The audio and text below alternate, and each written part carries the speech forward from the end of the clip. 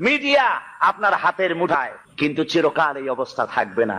তার জয় পুতুল স্বামীর নামে পরিচিত হোক, এটা তিনি চান না। উনি চান পুতুল জয় ইবনে ওয়াজিদ না হয়ে হাসিনা হোক, কারণ উনি স্বামীর প্রতি একটু বিশ্বস্ত। একটা ডিগ্রি আছে বলে উনি 9টি ডিগ্রি সংগ্রহ করে স্বামীকে দেখাই দিয়েছেন, তোমার থেকে আমি কোনো অংশে কম নই। যে মহিলা নিজের স্বামীকে সন্তুষ্ট করতে পারে না, একটা স্বামীর মনোতুষ্টি করতে পারে না, স্বামীকে শ্রদ্ধা জানাতে পারে না, আল্লাহর জান্নাত তার জন্য হারাম। দেশের 12 কোটি মানুষকে তিনি কি সম্মান দিবেন? স্বামীর সম্মান যার কাছে নাই, স্বামীর মর্যাদা যার কাছে নাই। সুতরাং আজকে টেলিভিশনে যতই বক্তৃতা করেন, টেলিভিশন আজকে আপনার মিডিয়া আপনার হাতের মুঠায়, কিন্তু চিরকাল এই অবস্থা থাকবে না। পণ্ডিত জওয়াহরলাল নেহেরু একবার পাগলা গারদে গিয়েছিলেন, কি বলে এটাকে, মেন্টাল হসপিটাল। তো পাগলেরা পণ্ডিত নেহেরুকে দেখছে মাথায় কেস্টে টুপি, শেরওয়ানি, চশমা জামা, হাতে ছড়ি, দেখতে তো মানানসই সুপুরুষ। পাগলেরা বলছে তুমি কে গো? উনি বলছেন আমাকে চেনো নাই, আমি হচ্ছি ভারতের প্রধানমন্ত্রী পণ্ডিত জওয়াহরলাল নেহেরু। পাগলরা বলছে ও এই কথা। আমরা যখন এই পাগলা গারদে আসছিলাম, এই তোমার মতো এরকম লম্বা লম্বা কথা আমরাও বলেছি, থাকো কিছুদিন আমাদের সাথে, তোমার মাথাও ঠান্ডা হয়ে যাবে। সুতরাং মাথা তো এখন খুব গরম, যার জন্য গরম গরম কথা বলছেন। ত্রাণ সাহায্য দিতে যায় আর আপনি বলেন ওরা নাটক করে। বিরোধী দলের নেত্রী, দেশ নেত্রী বেগম খালেদা জিয়াকে ত্রাণ সামগ্রী বিতরণ করতে না দিয়ে এলাকার লক্ষ লক্ষ মানুষকে, বনি আদমকে বঞ্চিত করেছেন আপনি। এদেশের বর্ষিয়ান জননেতা যিনি রাজনীতি করেছেন আপনার বাবার সাথে, সেই পিতৃতুল্য মর্যাদা সম্পন্ন নেতা অধ্যাপক গোলাম আজমকে মিরপুরে ত্রাণ সামগ্রী বিতরণ না করতে দিয়ে গোলাম আজমের সাথে বেয়াদবি করেছেন। আপনার এই বেয়াদবির শাস্তি আপনাকে পেতে হবেই হবে।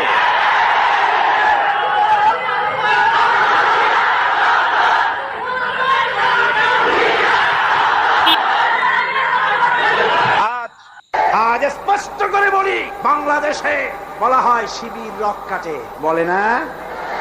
এদেশের দেশ পরিচালনার শীর্ষস্থানে বসা এমন এক ব্যক্তির সঙ্গে আমার কথা হচ্ছিল। তিনি বললেন শিবির তো রক কাটে। আমি বললাম আপনি দেখছেন? কয় না, আমার তো দেখার কথা না। জানলেন কি করে? বলল যে পত্র পত্রিকায় লেখে, সব পত্রিকায় আসে সমানে রক কাটে। আমি বললাম পত্রিকার সকল কথা কি আপনি বিশ্বাস করেন? কয় সব পত্রিকায় লেখে, যখন বিশ্বাস না করে যাই কই। আমি বললাম তাহলে তো পত্রিকায় সব কথাও লেখে বর্তমান সরকার অযোগ্য, অথর্ব, অদক্ষ, দেশ চালাইতে পারে না, এটাও বিশ্বাস করেন? বেচারি আটকে গেল, জবাব দিতে পারলো না। এই কথাটা কেন মাথায় ঢোকে না? একটা মানুষের রক কাটা সহজ না গুলি করে মারা সহজ? কোনটা সহজ? যেখানে অস্ত্র পাওয়া যায়, লাখ লাখ অস্ত্র পাওয়া যায় চিরমানবের মতো, সেইখানে একটা মানুষ ঠাইসা ধরিয়া তার রক্তটা কাটতে তো সময় লাগে। সে চিৎকার মারতে পারে, লোকজন ডাকতে পারে, রক কাটতে কেন গুলি করে তোমার রিবেতে পারে? সুতরাং আসল কথা হলো, শিবিরের মতো একটা পবিত্র ছাত্র সংগঠন থেকে গোটা নতুন প্রজন্মকে মাহরুম করার জন্য এই অপপ্রচার শুরু হয়েছে।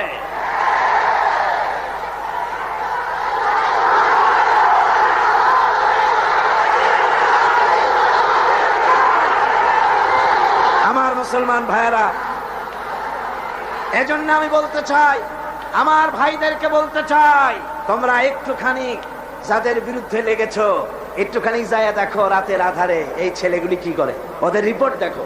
কোরআন শরীফ কয়বার পড়তে হয় তার রিপোর্টে লিখে দিতে হয়, নামাজ 5 ওয়াক্ত পড়ে কিনা লিখতে হয়। আমি জিজ্ঞেস করি চট্টগ্রামবাসীদের কাছে, শিবির এই চট্টগ্রামের এত বড় বিরাট শহরে কোন দোকানে বাকি খাইয়া পয়সা দেয় নাই? একজন বলুন। কার মেয়ের দিকে খারাপ চোখে তাকায়ছে? মেয়ে হাইজাক করেছে, কাকে গুলি করেছে, কোথায় ডাকাতি করেছে? বরং আপনারা, ওরা যখন সভ্যদারি করে একটু খোঁজ নিয়ে, ওরা জানে না, এইরকম খোঁজ নিয়া দেওয়ালের কাছে গিয়ে কান লাগায় দেখেন কলেজের ভার্সিটির এই ছেলেগুলি, ওরা কোরআন সরাসরি পড়ে নাই, বাংলায় কোরআন হাদিস বুঝেছে, রাত্রি বেলায় কিভাবে আল্লাহর দরবারে কান্দে, কিভাবে তাহাজ্জুদের নামাজ পড়ে, আর কিভাবে ওদের কলিজার, ওদের ভাই 70টি নেতার কর্মী শাহাদাতের নাজরানা আল্লাহর দরবারে পেশ করেছে পর্যন্ত।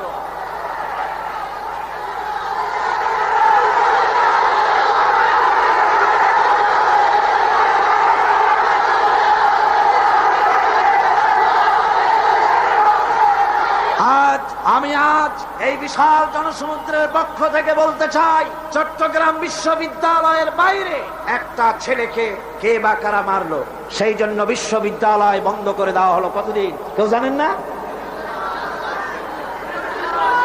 2 মাস 14,000 ছাত্র ছাত্রীর ভবিষ্যৎকে অনিশ্চিত করে দেওয়া হলো। আমরা প্রতিটি হত্যার বিচার চাই, প্রতিটি হত্যার নিন্দা করি, কিন্তু কোন মন্ত্রীর কথা মতো বিশ্ববিদ্যালয় বন্ধ করে রাখা যাবে না। বিশ্ববিদ্যালয় কোন মন্ত্রীর শ্বশুর বাড়ির আবদার নয়, যৌতুক নয়।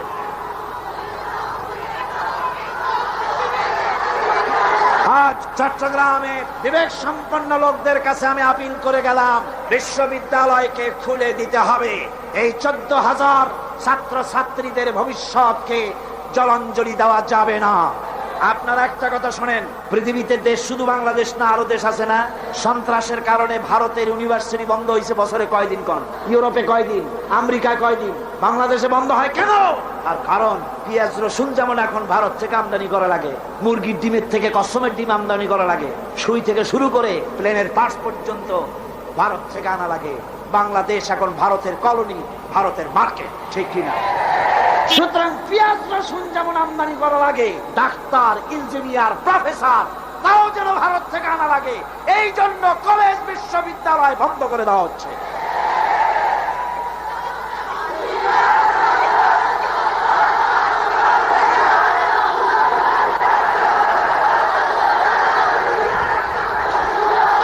আমি তরুণদের, জওয়ানদের বলবো, বাংলাদেশকে সত্যি যদি ভালোবাসো তাহলে ভারতীয় মুক্ত বাজার অর্থনীতির নামে ভারতের সম্পদ দিয়ে যেভাবে ভারতীয় বাজার দিয়ে বাংলাদেশকে নষ্ট করা হয়েছে, এর প্রতিবাদে তোমাদেরকে রুখে দাঁড়াতে হবে। মুক্তিযোদ্ধাদেরকে বলবো, মুক্তিযোদ্ধারা তোমরা যারা জীবন দিয়ে, রক্ত দিয়ে এই ভূখণ্ডকে একটা সম্পূর্ণ বাংলাদেশে পরিণত করার জন্য জীবন আর রক্তের বিনিময় দেশ স্বাধীন করেছিলে, মনে রেখো, একটা দেশের নামের পরিবর্তনে বা সে দেশের পতাকার পরিবর্তনে দেশের মানুষের ভাগ্যের পরিবর্তন হয় না। মুক্তিযুদ্ধ করে দেশ স্বাধীন হয়েছে ঠিকই, কিন্তু দেশের মানুষের ভাগ্যের উন্নতি হয় নাই। মুক্তিযোদ্ধাদের বলবো, তোমরা আমাদের প্রিয় সন্তান, তোমাদেরকে আরেকটা যুদ্ধ করতে হবে। সেই যুদ্ধ করবা কোরআনের শাসনের জন্য।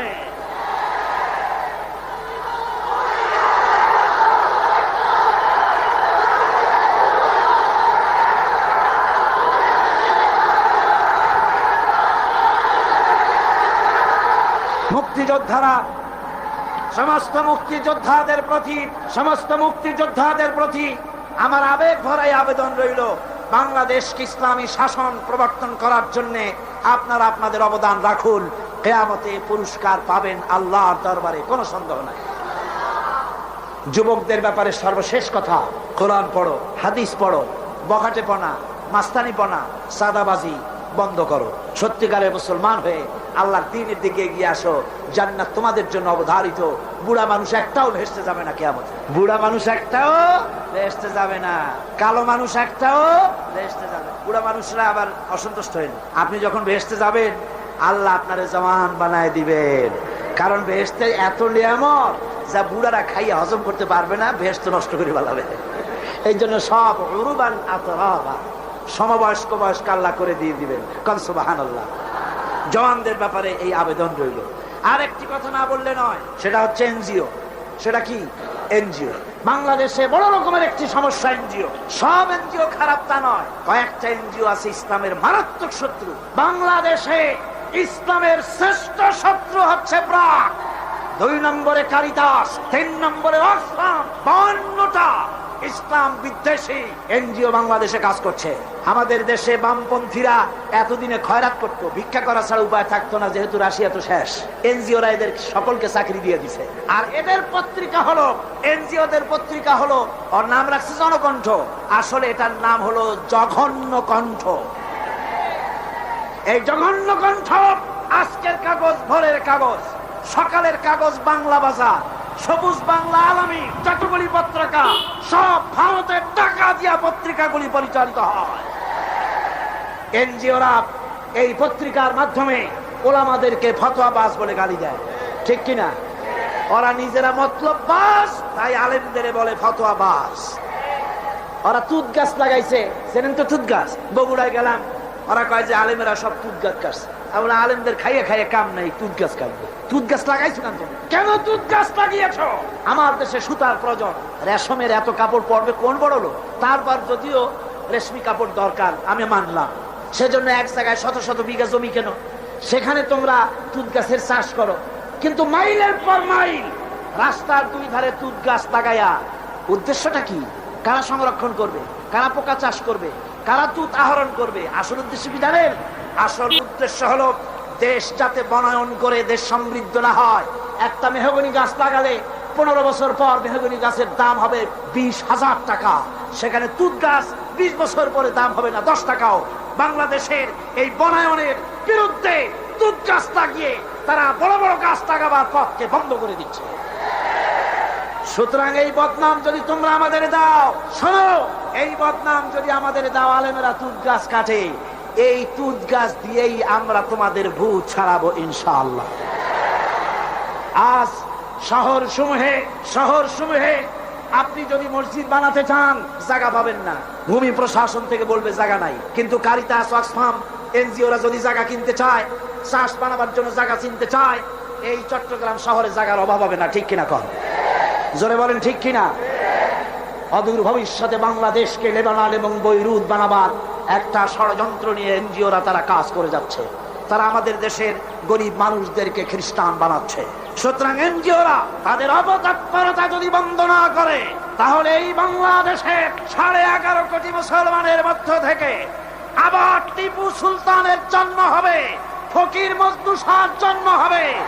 আমরা এনজিও পিটাইয়া বঙ্গোপসাগর পার করে দেব।